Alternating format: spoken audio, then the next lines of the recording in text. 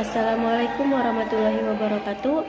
Perkenalkan, nama saya Irma Fitriani dari kelompok 6. Di sini saya akan mempresentasikan tentang pengertian analisis wacana dan fungsi wacana kritis.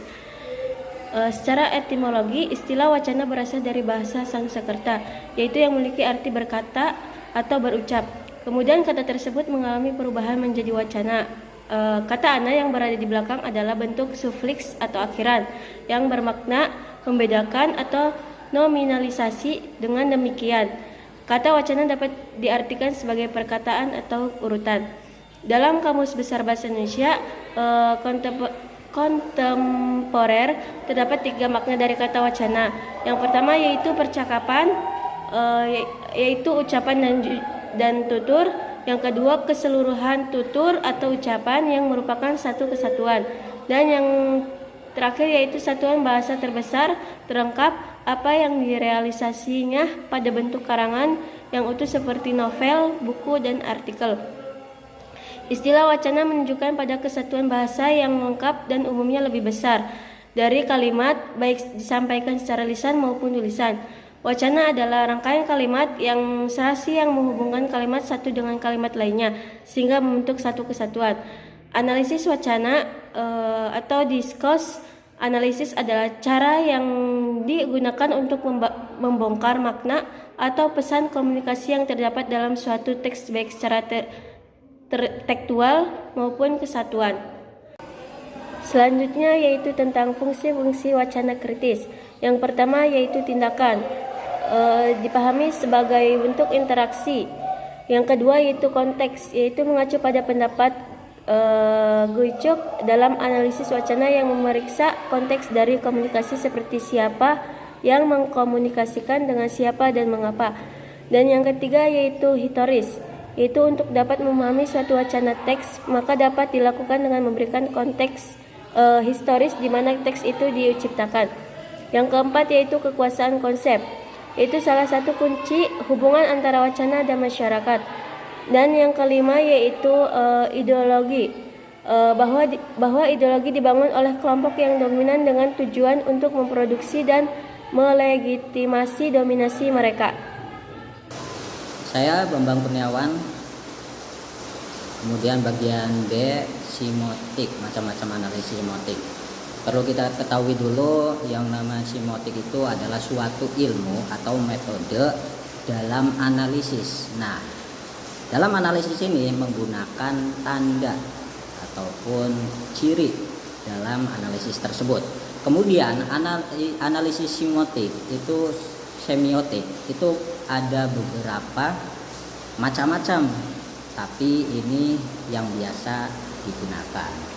Ada semiotik analitik, semiotik deskriptif, semiotik faunal, kemudian semiotik naratif dan lain sebagainya.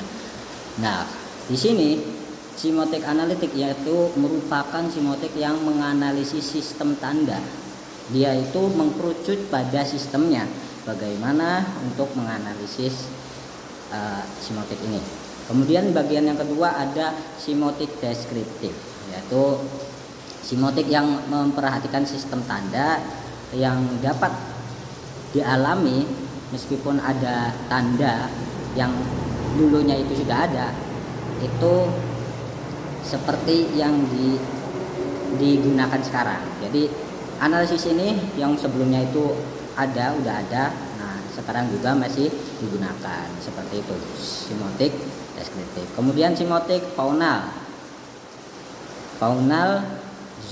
semiotik merupakan semiotik yang khusus memperhatikan sistem tanda. Kalau ini sistem mengkhususkan.